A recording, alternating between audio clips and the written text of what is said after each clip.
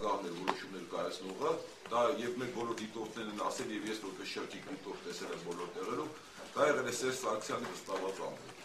Մեծ մասամբ առանց բաժի։ Եվ երբեմն եղել է տեղամասում 2-3 հոգի նրանցից, որոնք եղել են հիմնականում եղել են թաղի, այսպես ասած, լավ տղեկը։ Նրանց ցուցումով է ամեն ինչ եղել եւ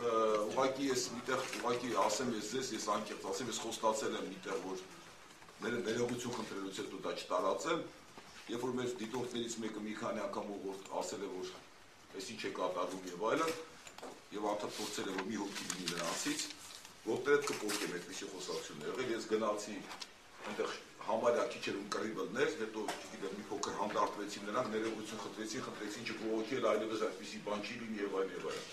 Ինչ եմ ուզում ասել, այդ ամբողջ ամենտեղ այդ տպավորությունները խախտում ինչ ենք մենք այնտեղ նկատել, այս ինչ է ավաճառել։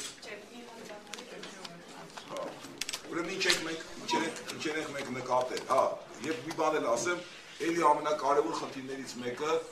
որ ոչ բոլոր տեղամասերում Ռաֆի Հովհաննիսյանը մասնավորապես այսօր կարելի ասել արդեն ուներ վստահված անձիկ։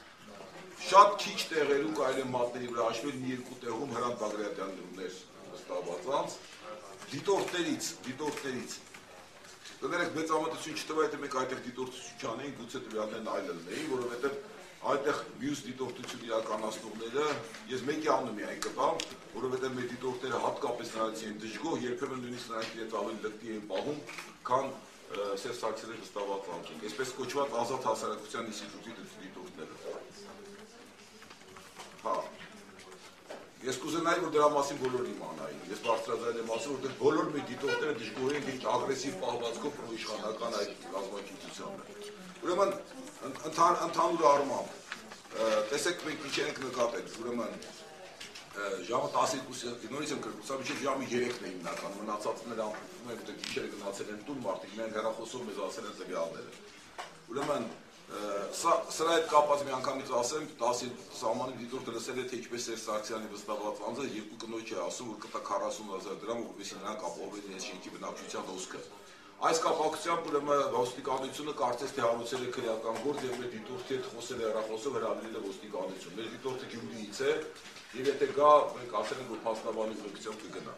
Զանգ տվեցի։ Ուրեմն այստեղ գնան ստանան գրած է տեղամասնիկից սենյակում երկու հոգի նստած եղել համակարգչի առաջ նրանցից մեկը ցուցակից տելադրել է հեռախոսը համարները մյուսը զանգել եւ ուղղորդել որ ում մկայքի Խաչատրյանի ստանան 5000 դրամներ եւ տեն Սերժ Սարգսյանին։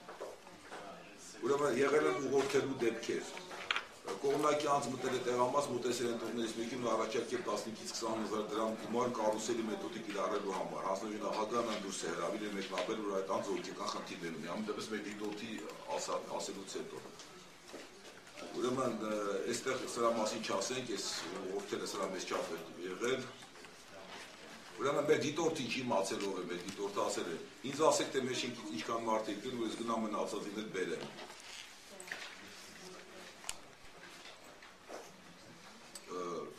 Կողմնակի անձանց կուտակումներ։ Այս կուտակումները ձեզ ասեմ, ես ինքս որ գնում էի, դա կուտակումները բոլոր դպրոցների առաջ, այսինքն ընտրական տեղամասերի առաջ կար։ Կամ հենց կողքը, կամ փոքր հեռու, այդ տղեկը, այսպես ասած, կանգնած է եւ անդադ ուղղորդվում էին հեռախոսով այդ վստահված անձի միջոցով, դե պարզ է թե ինչ է կատարվում, շատ մանրամասնիկ բան չէ։ Ուրեմն այստեղ գրված է ներս ու դուրս անելու մասին։ Երբ շատ հաճախ եղել ու 15-ից ավել եղել օրենքով նախատեսված 15-ից ավել են քվեավորների քանակը եղել, շատ դժվար է եղել վերահսկել թե ինչ է կատարվում։ Ուրեմն Սերժ վստահված մեծ մասը վկայագիր չունենալը համատարած է եղել, ասեմ։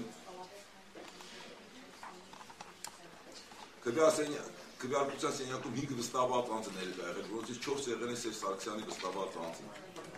Դիտորդը նախագահից զգուշացել է այդ մասին, սակայն ոչ մի արձագանք չի եղել, ոչ մի քան չի ձեռնարկվել։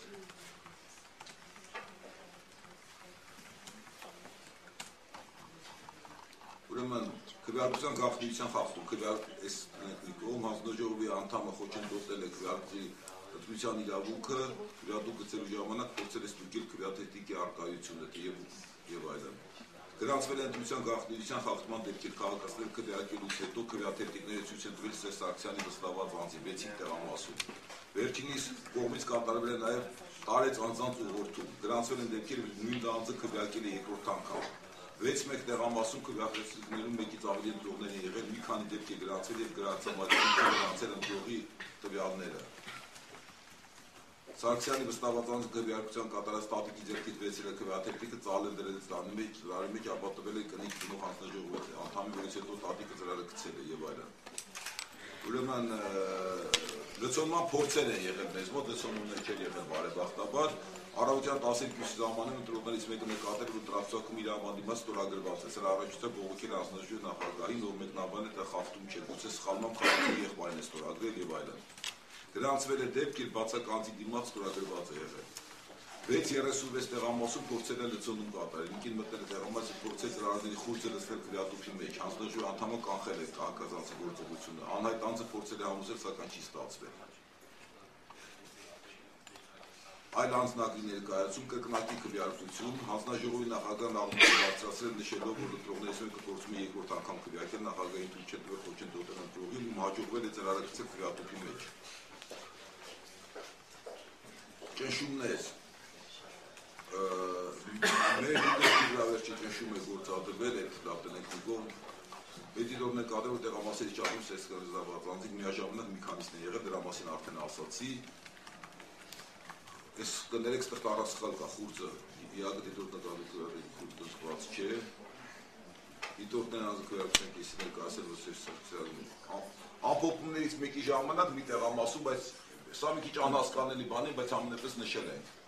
Ուրեմն ձայների վերահաշվարկ է կատարել, որ ընթացքում պարզվել է, որ Ռաֆ Հովհաննիսյանի քվեաթերթիկներից ևս 200-ը պակասել է։